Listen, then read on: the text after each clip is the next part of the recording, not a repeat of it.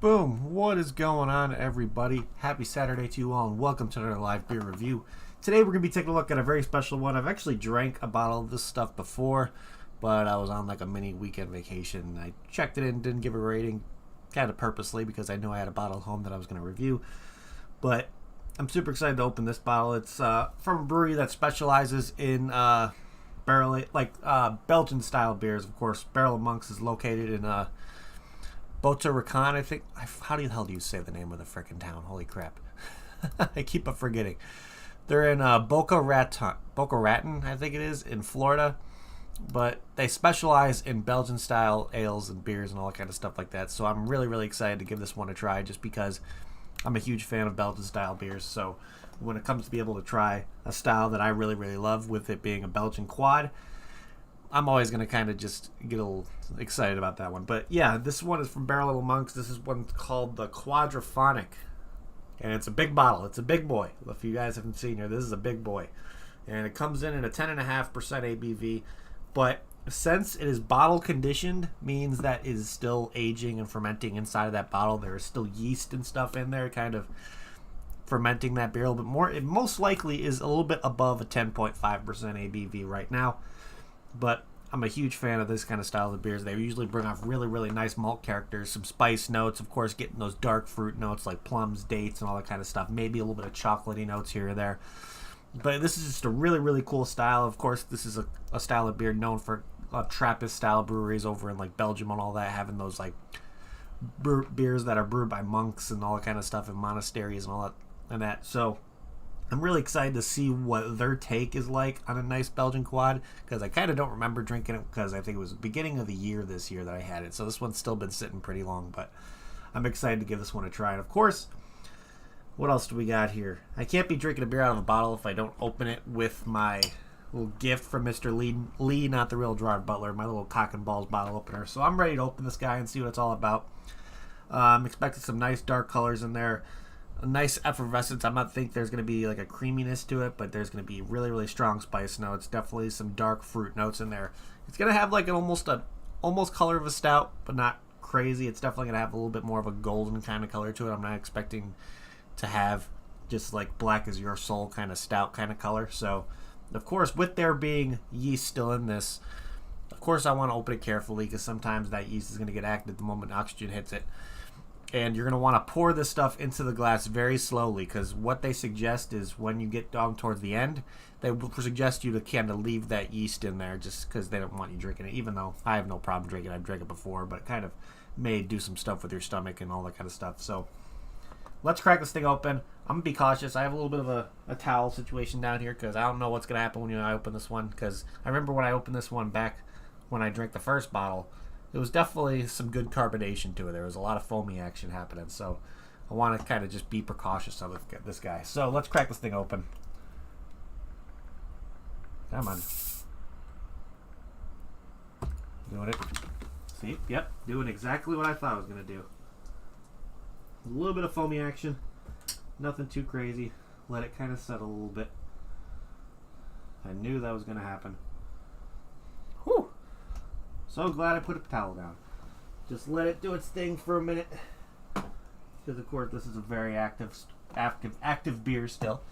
Because if you haven't seen, let's see if I can move it over. There you go. But I have a little bit of a towel situation here. So just kind of gonna let it settle for a little bit. Let me see if I can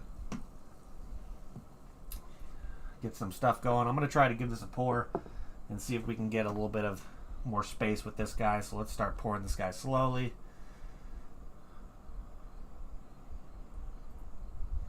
Of course, you want to be very, very slow pouring with this guy due to there just being still a lot of fermentation happening. Nice little bit of head still. Come on, keep pouring, keep pouring, keep pouring. But it's just that initial kind of foam over that's going to happen. Don't really have to worry about it. Once you pour it, you don't really have to worry about any kind of foaming over happening anymore. I just want to wipe off the bottle with this bottle already so I can put it on my desk. Yeah, so with this kind of beer, I was expecting that a little bit just because the yeast was still active and all that kind of stuff, so I was kind of prepared for this, knowing that it was most likely going to happen. But look at this guy. Okay, I may have been a little bit wrong. This definitely does have some colors of like a stout, but it's a Belgian quad. A lot of effervescence going on with this one just because it was still fermenting inside the bottle. But yeah, getting really, really strong. Nice malt kind of profile coming in on the nose as well.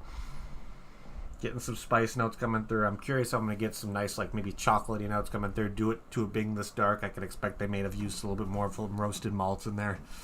But of course, with it being a Belgian style, they're usually using Belgian-inspired malts or Belgian ingredients. And of course, they probably used a Belgian ale yeast, I would assume, when it comes to using the yeast for this one. But yeah, it smells absolutely delicious. So let's give this guy a try and see what it's all about. So, cheers, everybody. Happy Saturday.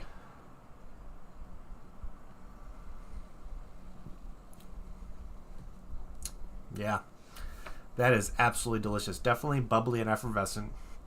Getting some very, very deep and dark fruit notes now that it kind of lingers a little bit.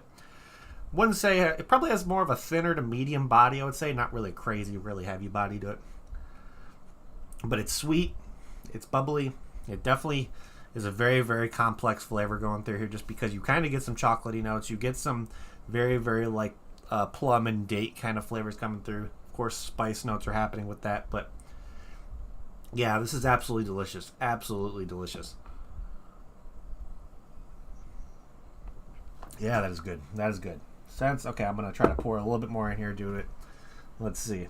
You got to be slow, though. Got to remember when you're pouring these kind of ones, you want to pour it pretty damn slow due to there being a lot of carbonation because it's bottle fermented, and just because you want to make sure you keep all that yeast on the bottom. So let's look here at Untapped and let's see what they show for this. Let's read the description of this one, and then we'll kind of go through and see if we can find a similar beer to this guy on the similar beers list for this one. So let's see what it says. They say the Quadrupel is the granddaddy of the Abbey style ales. Typically, they are dark, strong ales bursting with flavors such as dark fruit, chocolate, and raisins, and our Quadraphonic is no exception. This dense beer hides its 10.5% ABV well with a deep brown color and a long, rich finish. The Quadraphonic is a beer designed for celebration and decadence. Yeah, I could definitely see this being a special occasion kind of beer. Of course, when we opened the first bottle, it was definitely a special occasion. But if you look at some of these pictures for the check-ins on this one, there almost is like a reddish color to it, but mine is that really, really deep, dark color, so you can definitely tell there was some fermentation going down still. But it's absolutely fantastic. Lets those flavors deepen a lot more, kind of get those sweeter notes coming through a lot, and it's just an absolutely fantastic beer. So let's see what Untapped is showing for some similar beers for this guy. So we got one here called the Box Oak Chocolate from Charlesville Brewery and Winery, which is the kind of variant of their box of chocolate. So it's aged on bourbon-soaked wood chips, and these guys, Charlesville Brewery, is located in Montana. Either Montana or Missouri, I'm not sure. Let's see what we got here. We got the Veneration 1792, which is a Belgian-style quad with figs and molasses, aged in a 1792 bourbon barrel. Whoa. That just sounds like it would be absolutely fantastic. Now, that old of a barrel, that just sounds pretty damn crazy. And Three Sheeps is located in Sheboygan, Wisconsin. What else we got here? We got the Hospitality Suite from High Gravity Brewing Company with their Belgian quad. That is a 20% ABV. Mother of God. And High Gravity is located in Tulsa, Oklahoma. And what else do we got here? We got one from Moo Duck Brewery called the Red's Big Quad. 15.2%. Let's see. I'm really curious if that's more of like, it's like mixing a red ale with a Belgian style. And Moo Duck is located in Elizabethtown, Pennsylvania. What else do we got here? Then we got the last one they're showing here was the By Tintin from Boat Rocker Brewers and Distillers, which is their Belgian quad, and these guys are located in Victoria, Australia, and Braeside. So this is an Australian brewery kind of doing their take on a Belgian quad. This one looks a little bit more of like it has a golden color. Well, not golden color, but definitely having more of those reddish, brownish kind of colors coming through. A little bit lower of an ABV. So let's see. What am I going to pick here? There's definitely some good options. But let's see what we're going to choose to be the most similar. Of course, actually we missed one. Okay, so we got the Big Beard Belgian, the Iced, which is from Poor Man's Brewing Company, which is a 13.2% Belgian quad. They're located out in Pennsylvania as well. So yeah, we have definitely some good selections in here. Of course, I'm not really going to pick any barrel-aged ones because I'm not 100% sure if this was barrel-aged or not, even though it's definitely, I'm not really getting any oakiness or stuff like that. Not really going to pick this one from High Gravity due to it being a 20%, and that one's going to be kind of crazy. This will be tough. I might be choosing this Big Beard Belgian. They're iced from their Poor Man's Brewing Company in Pennsylvania. So that one seems like it would be a good kind of alternative. It's a 13.2, so pretty close when it comes to ABV. So you might be able to have a similar experience with that one and with this one as well. So okay, so let's look here. Of course, there are a bunch of other breweries who are making Belgian style quads and all that stuff if you want to experiment with this kind of style of beer. Of course, you got Taxman making some stuff with the qualified Belgian quad. You got Black Horizon, a local brewery of mine here with their bourbon barrel aged St. Baldriss. So their St. Baldriss beers definitely have that Belgian quad kind of thing going on. We got the one from Destination Unknown that they do called their Quad Rainbow. We got Mod Craft Beer does some stuff. This was like more of a bunt cake kind of Belgian quad, but then you got some more stuff from Taxman. Of course, if you're down in the Dallas area, you have Patacolis who does some Belgian quads. So there's definitely some breweries all around the country that play around with this kind of style of beer. It's a very, very unique style. It's definitely an old-fashioned style of beer that I surprisingly don't see a lot of breweries doing. I know there's a good kind of few American breweries that make Belgian style beers like Belgian doubles, triples, and all that kind of stuff. But I would like to see more breweries kind of playing around with this kind of style because it kind of gets you back to the roots of brewing and kind of bringing back the old ways of how beer used to be. So it's always a very reminiscent kind of feeling of just a very, very old style of beer that's been around for hundreds and hundreds of years. So yeah, I always really, really appreciate drinking Belgian style beers like Belgian quads, triples, because it speaks more to how beer has just ascended from what it was to what it can be and all that kind of stuff. There's so much just like going back to the roots and just seeing how it used to be and the progression and all that kind of stuff. I think it's just a really, really cool thing to kind of be able to experience this kind of style of beer. So overall, this beer is absolutely fantastic. Really, really love it. So looking back here at Untappd, of course, I think this one is actually available at Barrel of Monks right now on tap because I think this is one of their year-round Belgian style beers that they have. Of course, everything that they brew is Belgian style. When it comes to any of their IPAs, it's Belgian style using Belgian ingredients. They got blonde ale on tap right now, a dark ale, a triple. They have a Belgian style Witted beer. They have a Belgian blonde with guava, an Imperial Milk Stout. Let's see, they got fruited sours. They got New England hazy IPAs, amber ales, farmhouse ales with a saison. So yeah, a bunch of different beers available over there right now for any kind of beer lover. So if you want to visit Barrel of Monks, I think they have some kind of event going on too right now. So if you're in the area and want to stop by for like a little charity event, they'll be able to drink this beer and of course be able to try some of their other fancy stuff. So let me take one more sip because this stuff's delicious. Let's start looking through and see what people are rating this guy. Of course, got people on my friends list who checked this one in because we did bring this one to like a little family vacation. So we have my cousin and my uncle who checked it in because we shared it with everybody. So my cousin checked this one in. She gave it a 3.75. My uncle checked it in, but when he checks stuff in, he usually doesn't give it a rating. He uses Untappd as more of a catalog of what he's had. And then my dad checked it in, of course, purchased from Tavor, which is how we got ours, and he gave it a 4 out of 5. So yeah, that's a pretty good rating. I'm definitely going to give it around that realm as well.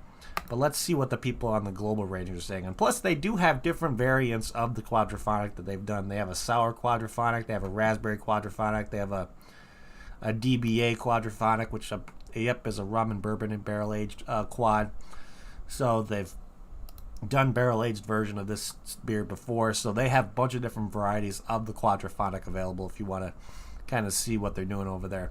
But let's see what the people on the global ratings are saying about this guy. So this person gave it a full 5 out of 5, said, "What I do drink on the beer, it makes me feel special good. I like to do drinky on quad with when my mouth is dry." Whoa. That guy sounds like he was already a little inebriated over there. He got it on draft, so he must have drank it at Barrel of Monks. What else do we got here? This is another purchase from Barrel of Monks. He gave it a 3.25, which I'm really surprised about. They must have been new to this kind of style of beer. What else we got here? We got a 4 out of 5 here purchased. Looks like a Barrel of Monks one.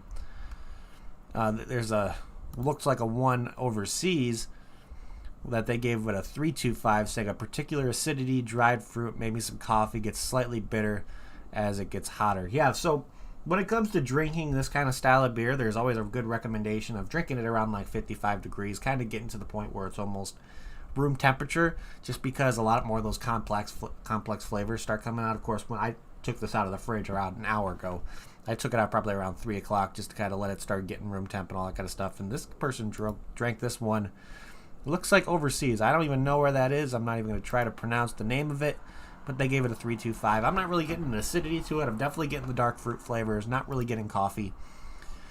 But yeah, I definitely agree.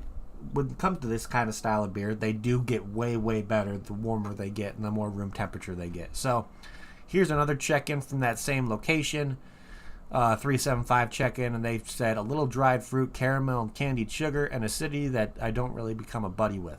So I don't know where these people are getting acidity from this one. I'm not getting any kind of acidic flavors at all, which is very interesting. I'm definitely getting those very, very strong dark fruit notes. Yeah, I would definitely agree there's more of a caramel, toffee, burnt sugar kind of flavor.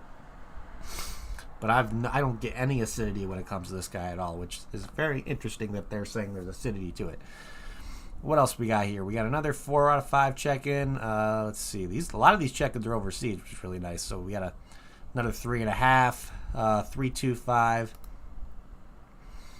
Again, this person said too much sweetness and acid. So I wonder if the stuff that they brought over to this whatever location has a messed up batch, because everybody's saying it's acidic, but I'm not getting any acidity at all. Let's see, another 3. We got a 3.75. We got a 2.5. But I'm looking at all these check-ins are from that same location. So there has to be something wrong with this beer over at this Station Leanne location overseas. I don't know why people are giving it that rating. It looks like this is like somewhere in Asia.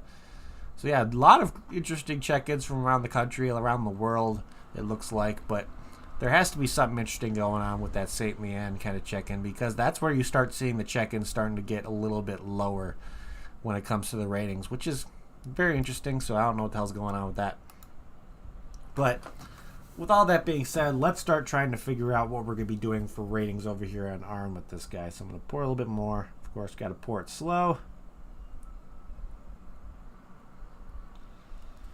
And the first thing we like to look at, since this isn't a can, we're going to look at bottle art. And of course, if I've seen the last Barrel Monks that I reviewed, kind of has the same theme to it. It's a smaller label. It's a lot more of a classy label, but it gives you that almost like Belgian style kind of thing where it looks like a Trappist monk in there making the beer. Of course, the Barrel of Monks logo on there, the Quadraphonic.